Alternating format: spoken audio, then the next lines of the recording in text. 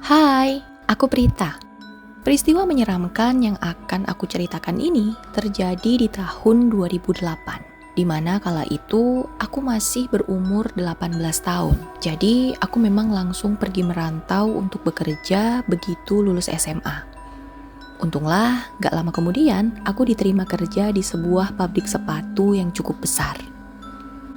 Sebagai anak baru, apalagi dengan nol pengalaman, aku sangat bersyukur bisa dengan mudah diterima di pabrik ini. Apalagi reputasi pabrik ini juga sangat-sangat bagus dan menjadi salah satu perusahaan sepatu terbesar di Indonesia. Area perusahaan ini juga sangat luas dan punya beberapa gedung produksi berkapasitas besar. Waktu itu kalau nggak salah jumlah karyawannya aja mencapai 10 ribuan. Singkat cerita, aku diterima sebagai seorang operator. Operator di sini maksudnya adalah karyawan yang terlibat langsung dengan proses produksi ya. Jadi, ada yang bekerja sebagai staf dan sebagai operator.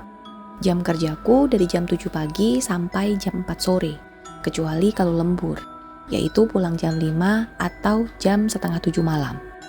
Waktu itu, aku ditempatkan di sebuah departemen yang disebut second process, di mana tanggung jawabku adalah menangani salah satu bagian sepatu yang disebut upper. Jadi si upper ini semacam bodi sepatu yang terbuat dari kain kanvas maupun kulit. Gedung tempatku bekerja ada di lantai 2, dan bisa dibilang itu adalah gudang penyimpanan si upper-upper tadi. Selain upper juga ada material lain. Sedangkan di lantai 1 adalah bagian produksi di mana si upper ini akan dieksekusi menjadi sepatu. Dan karena bisa dibilang tempat kerjaku ini gudang penyimpanan, di sana banyak rak-rak yang digunakan untuk menyimpan upper. Rak besar bertingkat 4 yang memanjang dari ujung ke ujung. Karena kan upper itu punya beragam ukuran dan juga model ya, jadi raknya juga sangat banyak. Karena kami memang memisahkan berdasarkan model-modelnya. Diritan rak-rak itu berjejer memenuhi hampir setengah dari luas gedung yang aku tempati. Selebihnya di bagian depan ada semacam office kecil di mana teman-teman staf bekerja. Selain itu ada juga toilet dan musola. Peristiwa seram pertama yang aku alami terjadi kira-kira saat aku baru 3 bulan bekerja di sana. Waktu itu adalah hari Jumat. Hari Jumat jam istirahat kami lebih panjang karena perusahaan memberikan waktu bagi para laki-laki yang beragama Islam untuk sholat Jumat. Di mana waktu normal istirahat di hari biasa itu 1 jam, tapi kalau di hari Jumat itu 1,5 jam. Oh iya, di perusahaan juga menyediakan kantin. Jadi para karyawan bisa makan di sana waktu istirahat, termasuk aku. Dan bagi yang kurang selera dengan menu kantin, di depan pabrik juga ada semacam pasar kaget yang menjual berbagai macam makanan dan barang-barang. Jadi kebanyakan para karyawan itu selesai makan memang lebih senang untuk keluar dan melihat-lihat di pasar itu. Mereka belanja atau hanya sekedar menghabiskan waktu istirahat. Nah, hari Jumat itu kebetulan aku bawa bekal makan. Jadi aku nggak pergi ke kantin maupun beli makan di pasar. Tapi makan di area gedung saja. Apalagi aku juga cukup ngantuk. Jadi rencananya habis makan aku mau tidur. Saat itu aku nggak sendirian ya. Tapi bareng dengan beberapa teman makan di area gedung. "Prit, kamu gak ke kantin?" tanya Nining. Dia adalah salah satu teman baikku. "Enggak Ning, aku bawa bekal. Kamu ke kantin sama yang lain aja ya." "Oh, ya udah. Nanti abis makan mau ke depan gak?" tanya Nining lagi. "Enggak dulu deh Ning, aku pengen tidur, ngantuk banget. Lagian bokek nih," jawabku. "Oh, oke. Aku nanti habis dari kantin nyusul tidur deh. Di tempat biasa kan?" tanya Nuning. "Iya," jawabku. Dan setelah itu Nuning pun keluar dari gedung kami bareng teman lain. Jadi kami memang setiap istirahat seringnya tiduran di rak yang kosong. Bukan hanya kami sih, tapi kebanyakan dari karyawan di departemen ini. Apalagi di hari Jumat, di mana jam istirahatnya lebih lama. Dan aku sama Nuning punya semacam rak khusus yang sering kami pakai untuk tidur. Kebetulan rak itu sering kosong, karena hanya dipakai untuk menyimpan upper reject aja, atau upper yang rusak gitu, dan jumlahnya nggak banyak. Singkatnya setelah makan, aku ngobrol dengan beberapa teman yang juga nggak ke kantin maupun ke depan. Dan sama kayak aku, mereka juga berencana ingin tidur setelah makan. Begitu selesai makan, masing-masing pun mencari tempat yang nyaman di antara rak-rak yang ada. Jadi mencar-mencar gitu, mana aja rak yang kosong, ya itu yang kami pakai buat tidur. Kecuali aku, karena memang aku selalu punya spot yang sama ketika tidur, yaitu rak upper reject yang letaknya di pojok ruangan. Nah, karena ini adalah jam istirahat, semua lampu di gedung itu dimatikan. Karena sebenarnya karyawan dilarang berada di dalam gedung selama jam istirahat. Tapi ya gitu, tetap aja masih ada yang ngelanggar termasuk aku. Dan karena gelap, pandangan mata juga terbatas. Tapi karena kami udah hafal dengan denah-denah rak di sana, kami gak kesulitan dalam mencari tempat untuk tidur. Tanpa ragu, aku pun menuju ke pojok ruangan dan rebahan di rak paling bawah. Tidak lupa aku menyiapkan juga space untuk nuning tidur. Dan karena emang udah ngantuk banget, gak lama aku langsung tidur. Beberapa saat kemudian, aku tuh kayak kebangun gitu. Dan sekilas aku ngeliat ada Nining yang juga lagi tidur di sampingku. Walaupun posisinya ngebelakangin aku, tapi dari posturnya aku yakin banget kalau itu Nining. Ya udah, aku lanjut tidur. Nah, pas lagi ngegeser badan, tangan aku gak sengaja nyenggol tangan Nining. Dan saat itu rasanya tangan Nining itu dingin banget kayak es. Jadi refleks aku juga kayak kaget gitu. Nining, tangan kamu dingin amat. Habis megang es ya? Tanyaku. Tapi Nining ini diam aja. Oh, mungkin dia udah pulas kali, pikirku. Karena kan situasi di sana beneran gelap banget ya. Selain lampu ruangan yang mati, kami juga saat itu berada di dalam rak. Jadi otomatis makin gelap lagi. Dan karena masih ngantuk, aku pun tidur lagi. Beberapa saat kemudian, aku yang tadinya masih merem, tiba-tiba sadar kalau lampu ruangan mulai dihidupkan. Itu berarti waktu istirahat hampir usai.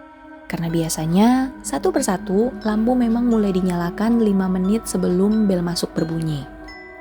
Nah, pas aku bangun, Nining ini udah gak ada. Kayaknya dia udah bangun duluan. Jadi aku merangkak keluar dari rak, terus duduk sebentar ngumpulin nyawa sebelum jalan ke toilet. Aku mau ambil wudhu karena kebetulan aku memang belum sholat zuhur. Nah, pas lagi antri di toilet, aku ketemu sama Bu Dede. Beliau adalah rekan kerjaku juga. Tidur kamu ya, Prit? Pantesan si Nining tadi ke pasar cuma sama Erna. Biasanya di mana ada Nining, di situ ada Prita, ucap Bu Dede. Hah? Nining ke pasar, Bu? Enggak kok, tadi dia tidur juga sama saya, jawabku. Dia ke pasar, Prit. Tadi ibu ketemu dia lagi milih-milih sendal kok. Dih, enggak Bu, tadi Nining tidur sama saya kok, jawabku. Karena emang tadi Nining tidur di samping aku. Ngeyel kamu. Ibu loh tadi lihat dia di depan sama Erna. Tanya aja kalau gak percaya. Atau kalau enggak, mana Nining? Kata Bu Dede sambil celingak-celinguk. Belum datang kan? Lah iya, orang masih di pasar kok, ucapnya lagi. Di situ aku jadi bingung sendiri mendengar ucapan Bu Dede. Karena aku yakin banget beliau ini gak mungkin bohong. Tapi aku juga gak bohong kalau tadi tidur berdua sama Nining di rak. Nah, lagi bingung gitu, tiba-tiba masuklah itu Nining sama Erna ke toilet. Prita, udah bangun kamu? Maaf ya, tadi aku nggak jadi tidur. Soalnya si Erna minta ditemenin ke depan. Ya udah, sekalian aja aku beli sendal. Nih, aku juga beliin satu buat kamu. Kemarin sendalmu juga udah jelek kan? Ucapnya, sambil menyodorkan kantong plastik berwarna hitam. Dan ucapan Nining ini bikin aku merinding. Kamu tadi kesini dulu apa dari kantin langsung ke depan? Tanyaku dengan sedikit gemetar. Langsung lah, Prit. Jauh kalau balik dulu. Lagian emang mendadak ke depannya. Ini aja aku pinjam uang Erna buat beli sendalnya, ucap Nining. Diikuti oleh anggukan kepala Erna. Wah, mendengar ucapan Nining itu entah mengapa badanku kayak langsung lemes gitu. Karena aku yakin banget, tadi itu Nining tidur di sebelahku. Tapi kalau Nining bilang dia ke pasar sama Erna, terus siapa yang tadi tidur sama aku di rak? Kalau bukan Nining, pasti temanku yang lain lah. Kan bukan hanya aku yang tidur. lagian juga gelap banget. Jadi emang belum tentu itu Nining, pikirku. Pokoknya saat itu aku nyoba berpikir sepositif mungkin. Kamu kenapa, Prit? Kok pucat gitu? Tanya Nining. Dan aku cuma diem aja sambil terus berpikir positif. Tapi pikiranku itu perlahan-lahan berubah saat tahu kalau ternyata siang itu semua teman-temanku pada pergi ke pasar kaget. Jadi kan waktu makan siang itu di ruangan memang ada beberapa orang ya. Aku, Mbak Tati, Rahma, Dian, sama Anggun. Nah pas lagi makan, mereka semua ini bilang kalau mau tidur. Tapi belakangan ternyata mereka semua memutuskan untuk gak jadi tidur dan jalan-jalan ke pasar. Katanya sebelum pergi mereka itu sempat manggil-manggil aku. Tapi aku yang mungkin udah terlalu pulas gak denger. Jadilah mereka semua ninggalin aku sendirian tidur di gedung itu. Wah aku makin lemes dong. Karena kan tadi jelas-jelas aku gak tidur sendirian. Ada yang tidur di sebelahku. Dan tangannya itu dingin banget. Aduh sejak saat itu aku benar-benar gak berani lagi tidur di dalam rak pojok itu. Bahkan kemudian kalau aku benar-benar ngantuk, aku akan memilih untuk tidur di dalam rak yang letaknya paling depan. Pokoknya rak yang mudah dilihat orang lah. Alih-alih tidur di rak tersembunyi yang ada di pojok ruangan. Aku benar-benar trauma. Nah, itu adalah kejadian mengerikan yang pertama. Karena jujur, banyak banget kejadian-kejadian ganjil yang aku alami selama bekerja di pabrik sepatu itu. Salah satunya adalah kejadian ini. Jadi hari itu aku kebetulan lembur dan pulang setengah 7 malam. Dan waktu itu tidak semua tim upper ikut lembur, tapi hanya beberapa saja, termasuk aku dan Nining. Waktu itu nggak ada masalah ya, semua berjalan normal hingga waktu pulang tiba. Nah seperti yang aku bilang, gedung tempatku kerja itu ada di lantai 2. Dan kebetulan tempat kami cekrol atau absen ada di lantai 1. Jadi setelah selesai beres-beres dan bersiap untuk pulang, kami yang lembur ini pun turun untuk absen di lantai 1. Nah, departemen tempat aku kerja ini ada 2 shift. Jadi ada shift malam dan shift pagi. Pas kami ini bersiap untuk cekrol pulang, teman-teman yang dapat shift malam juga mulai berdatangan untuk bekerja karena mereka masuk di jam 7 malam. Nah, pas aku lagi antri untuk cekrol itu, tiba-tiba aku ingat kalau botol minum aku ketinggalan di atas. Padahal rute pulangku cukup jauh. Jadi selama di jalan aku pasti butuh minum. Dan karena gak mau beli minum di jalan, aku pun memutuskan untuk naik lagi ke atas buat ambil itu botol. Awalnya, Nining menawarkan diri untuk nemenin aku ke atas. Karena kan di atas sana udah kosong. Teman-teman yang lembur udah antri semua di bawah mau cekrol. Tapi aku nolak. Karena pikirku, pasti orang-orang yang mau shift 2 udah pada datang. Jadi bayanganku di atas sana aku pasti gak sendirian. Nah, mulailah tuh aku naik ke tangga untuk menuju lantai atas. Sambil nginget-inget kira-kira di mana ya aku taruh botol air minumku. Dan seingatku tadi, itu botol ada di samping dispenser. Karena kebiasaanku kalau mau pulang emang selalu menuin lagi botol itu. Sekalian buat minum di kos. Nah, letak si dispenser ini ada di paling ujung ruangan. Jadi cukup jauh. Kalau dari pintu ya ujung ke ujung.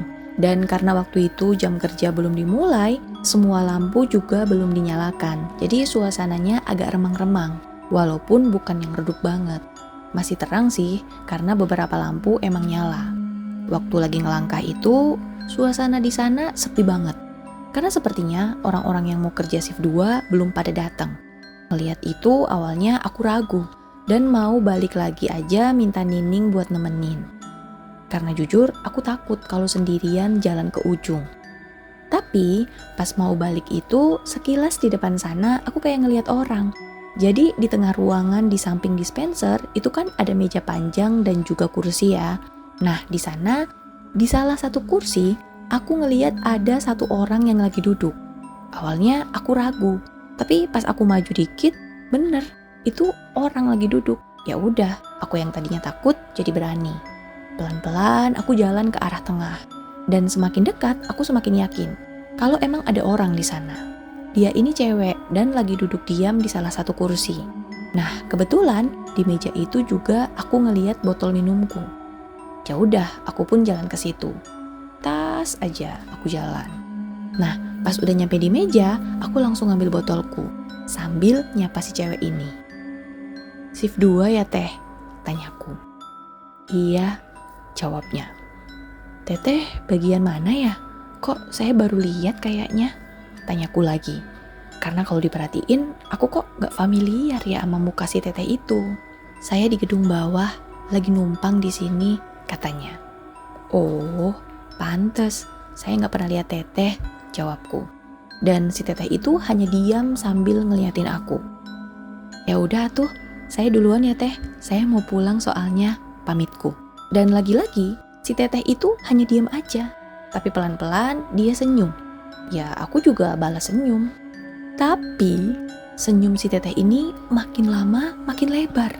Senyum yang awalnya normal itu makin lebar, terus melebar sampai ke telinganya. Serem banget.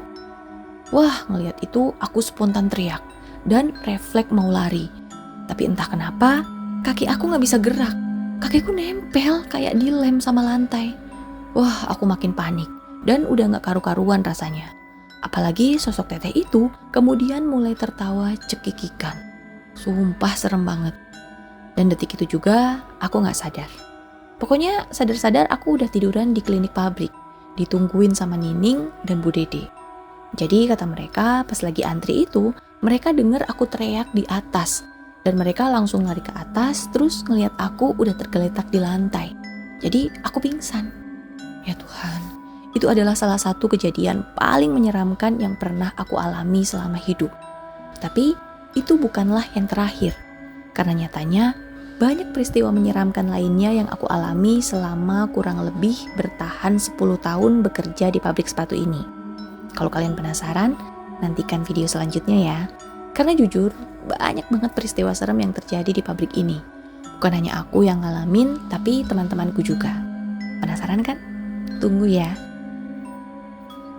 Terima kasih yang sudah nonton dari awal hingga akhir. Makasih banget ya. Kalau kalian suka, silahkan klik tombol like-nya. Dan jika kalian berkenan, tolong bantu saya dengan cara klik tombol subscribe channel ini. Sugeng Dalu.